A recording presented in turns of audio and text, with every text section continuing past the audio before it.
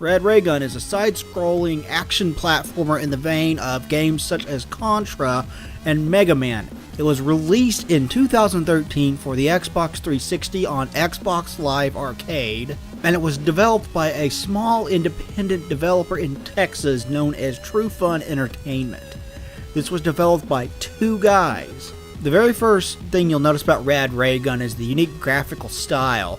Unlike most retro games that try to go for an 8 or 16-bit classic look, this does not do that. This instead opts for looking like a Game Boy game. Obviously, concessions are made to modernize it, such as it having widescreen support, but aside from that, this does go well out of its own way to attempt to look like a Game Boy game. While I'm not entirely convinced that the original Game Boy would be capable of running a game like this without incredible slowdown, which the system admittedly was prone to on quite a few games, they did a damn good job emulating the style. If you played Game Boy games back in the 90s, this will look familiar to you. It'll probably be a huge nostalgia trip for you.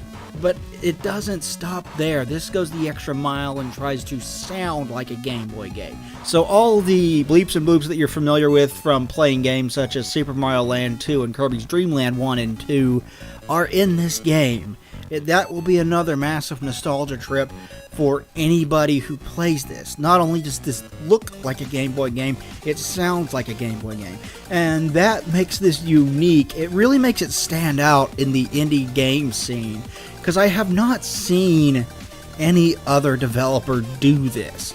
Usually they try to emulate a traditional 8 or 16-bit style. They try to look like the NES, the Sega Genesis, or the Super Nintendo, one of the three. This doesn't do that, and as somebody who had a Game Boy when I was a kid, but that aesthetic is really pleasing to me. I really like the look of this game. It's fun to look at, it animates well, it gets rid of a whole lot of the screen blur that you might remember from the games on the Game Boy back in the day.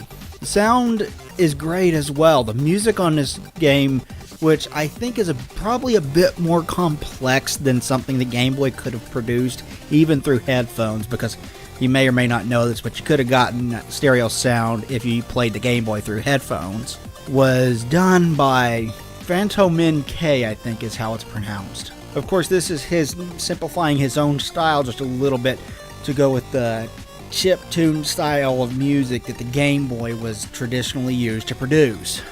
It really works to great effect here, and goes a long way to make this game more fun. The music is catchy and fun. Even for someone who traditionally may not like this style of music, it's still catchy and fun. It'll probably get stuck in your head and give you a big nostalgia trip once again for all the tunes that you remember from games such as Super Mario Land 2, which did have an amazing soundtrack. But style can only get you so far. The point of a game is to be fun. And is Rad Raygun fun? I'm going to go on a limb here and say, hell yes, this game is fun. I enjoy this quite a bit. Even as someone who admits to being terrible at this type of game, I enjoyed my time spent with this game immensely. In Rad Raygun, as you might imagine, you will be running from left to right or sometimes right to left, depending upon how the level is laid out. You will be jumping from one platform to the next, trying to get higher up in the levels, and you will be climbing on ladders. Beyond that, you have a cannon on your arm similar to what Samus and Mega Man have. You'll use this to shoot at and destroy most of the enemies in the game, at least the ones you decide to just not jump over and completely ignore, because in traditional platformer fashion, there will be enemies like that. This game does feature an upgrade system. As you travel throughout the game, you will get upgrades to your weapon, you will get upgrades to your armor, and you will pick up other types of weapons as well, such as a grenade that you lob towards your enemy, and a jetpack that lets you reach higher platforms. In order to collect all of these, you are going to have to do some exploring. Some of them are hidden, some of them are not in the most obvious place, and you have to figure out how to get to them. Collecting all of them will probably take you multiple playthroughs, and there are multiple branching paths through some of these levels, so there is definitely some replay value here. Apart from this just being an old school style game where they were just inherently focused on fun over anything else, which they just had tons of replay value to begin with. These older style of games were the kinds of games where you were supposed to play them over and over again to master them. At the end of each level, you will run into a boss fight, and these boss fights work similar to Robot Masters in Mega Man. You don't necessarily need to use different weapons to be able to beat them all. The hand cannon that you start the game with should be enough, especially once you start upgrading it.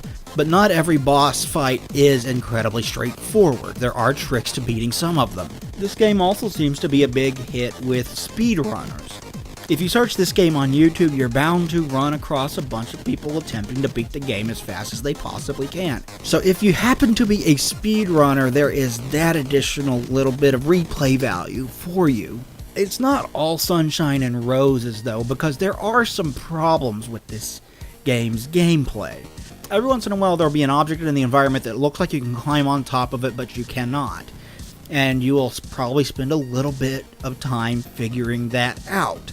That can be a bit of a problem. It's not a massive problem, but it's something that could have been ironed out. I think the most common complaint against this game, however, is how short it is. You can probably sit down and beat this game in under an hour.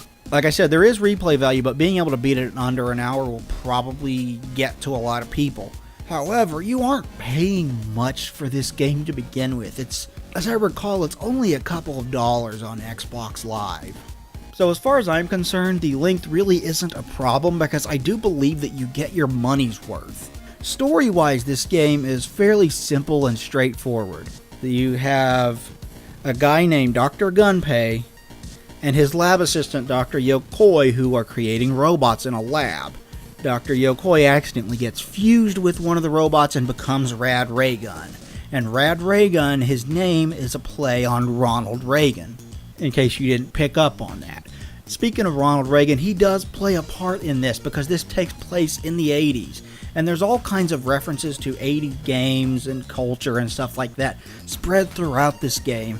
So if you are familiar with that kind of thing, you'll probably get a kick out of that. It's also got a good little sense of humor. Despite having an overly simple story, there are numerous lines in this that'll probably get a chuckle out of you as you play through it. And that is really appreciated. I appreciate when a game doesn't take itself too seriously, and this one definitely doesn't. It knows its premise is kind of absurd and silly, and it just kind of runs with that. So you will get cutscenes at the beginning of the game, and at the end of the game, and between each of the 5 different levels in this game as well. The cutscenes in this game do a good job of emulating the style of cutscenes that you would have seen on a Game Boy back in the day. They're simple, they're short, they're to the point, and they're frequently kind of funny. They have a good sense of humor, as I mentioned earlier. The fact that this game is full of references to 80s culture and has a good sense of humor about it really kind of makes the story stand out more than it usually would, at least in my opinion. If you love 80s throwback side-scrollers like this, if you love the Game Boy, if you love side-scrolling action platformers such as Mega Man or Metroid or Contra, I would highly recommend giving this game a try. This game's a hell of a lot of fun and I enjoyed it quite a bit. It is cheap on Xbox Live and you're only standing to lose $1 whole if you don't happen to wind up enjoying it. So what do you have to lose? Give Rad Raygun a try. You might find a game that you quite enjoy like I do. Thank you everybody for watching. Please like, comment, and subscribe down below. It would be greatly appreciated. We will talk to you guys next time. Thanks everybody and goodbye.